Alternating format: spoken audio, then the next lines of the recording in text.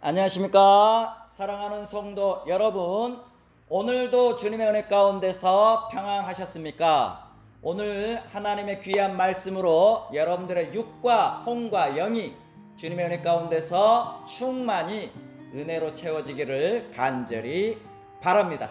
오늘 말씀 함께 읽도록 하겠습니다. 오늘 말씀은 사도행전 24장 24절부터 27절까지 읽어드리도록 하겠습니다. 수일 후에 벨릭스가 그 안에 유대 여자 드루실라와 함께 와서 바울을 불러 그리스도 예수 믿는 도를 듣거늘 바울이 의와 절제와 장차오는 심판을 강론하니 벨릭스가 두려워하는 대답하되 지금은 가라, 내가 틈이 있으면 너를 부르리라 하고 동시에 또 바울에게서 돈을 받을까 바라는 거로 더 자주 불러같이 이야기하더라. 이태가 지난 후 보르기오 베스토가 벨릭스의 소임을 이어받으니 벨릭스가 유대인의 마음을 얻고자 하여 바울을 구류하여 두니라.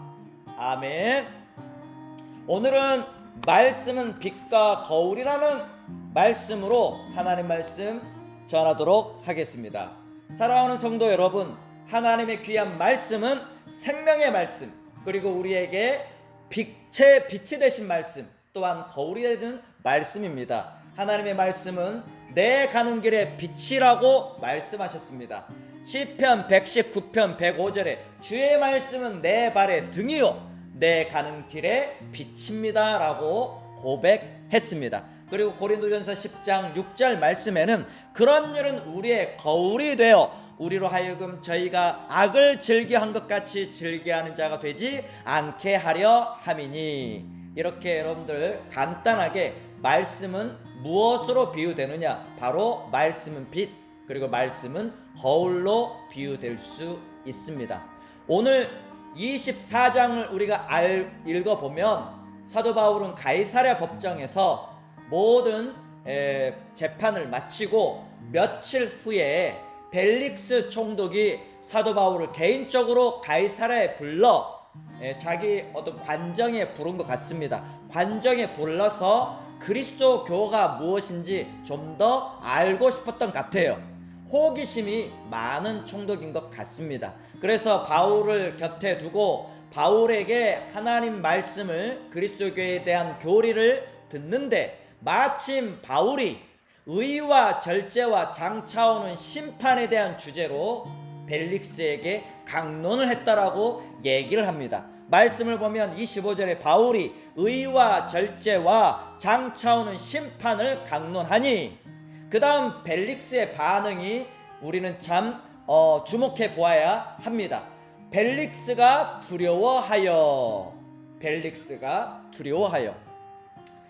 이렇게 여러분들 벨릭스 총독은 사도 바울의 복음 전도로 인하여서 개인 전도가 되지 않겠습니까? 개인 전도로 사도 바울의 복음을 들어보니 자기의 삶이 비쳐 보이더라는 겁니다. 하나님의 말씀이 이렇게 그의 마음을, 어두운 마음을 강하게 비추는 빛이 뿐만이 아니라 자기의 삶을, 자기의 과거의 행적을 돌아보게 만드는 힘이 있더라는 겁니다. 자기의 삶을 돌아보니까 두려움이 임했습니다. 하나님 앞에 절제된 삶을 살지 못했고 또 의로운 삶을 살지 못했고, 그러다 보니까 장차올 심판에 자기가 그 심판의 큰 그런 어떤 그 판결을 받을 것 같다는 두려움이 생겼던 겁니다. 오늘 우리에게도 하나님 말씀을 듣다 보면 내 삶을 성찰할 수 있는 거울로 다가옵니다. 내 과거의 삶을 비추는 빛으로 다가오는 겁니다. 때로는 우리도 두려워하는 마음도 생기고, 그리고 때로는 걱정하는 마음도 생기고, 때로는 우리가 어떤 내 자신인지를 소상히 알 수 있는 그런 기회를 얻는 겁니다. 그런 면에서 예배는 참으로 우리를 성찰하게 만드는 힘이 되고 기준이 되는 것 같습니다. 벨릭스 총독은 왜 두려워했을까요? 그는 벨릭스 총독을 우리가 잠깐 살펴보면 벨릭스 총독은 우리가 24절의 말씀처럼 유대 여자 두루실라를 아내로 얻었다 했습니다. 이미 이 세 번째 여자인 두루실라는 세 번째 여자로서 벌써 첫 번째, 두 번째, 세 번째 사도 바울이 절제에 대한 얘기를 했습니다. 근데 자기는 절제된 삶을 살지 않았던 거죠. 어떤 역사가는 자기 삶에 있어서 전혀 양심의 가책을 모르고 행동하는 사람이라고 부정적으로 역사 기록을 했던 것을 보면 그 사람은 자기의 지위를 이용해서 자기의 도덕적인 삶을 뒤로 제껴놓고 쾌락과 본능으로 살았던 것 같습니다. 하지만 하나님이 볼 때에는 당신이 원하는, 당신이 말씀하시는 삶의 윤리와 또한 법도와 규례와 율법이 있었던 것인데 그 율법에 어긋난 삶을 살고 보니 사도 바울의 그 복음 전도가 상당히 실질적으로 다가와서 두려움에 휩싸였던 겁니다. 그러면 그는 두려워하는 마음까지 좋았는데 회개를 했을까요? 회개하지 않았습니다. 어느 정도까지는 갔지만 마치 예수님께서 마태복음 13장에 씨 뿌리는 비유, 네 종류 밭의 비유에 대한 얘기를 하지 않습니까? 아마 그는 길값밭은 아니고 아마 돌짝밭 정도 되지 않을까. 기쁨으로 받았지만 그냥 타져버리고 마는 자기의 어떤 삶, 자기의 이전 삶, 하나님과 관계없는 그 삶이 정말 끌어당겼기 때문에 더 이상 듣고 싶지 않았던 겁니다. 거기에서 그는 구원받는 삶으로 나아가지 못한 것이 참내 아쉬웠던 겁니다. 눈에 보이는 삶이 전부가 아니요, 로마 황제에게 어떤 위임을 받는 고위직의 어떤 위치가 중요한 게 아니라 우리는 하나님 앞에 바르게 서는 게 중요하다는 겁니다.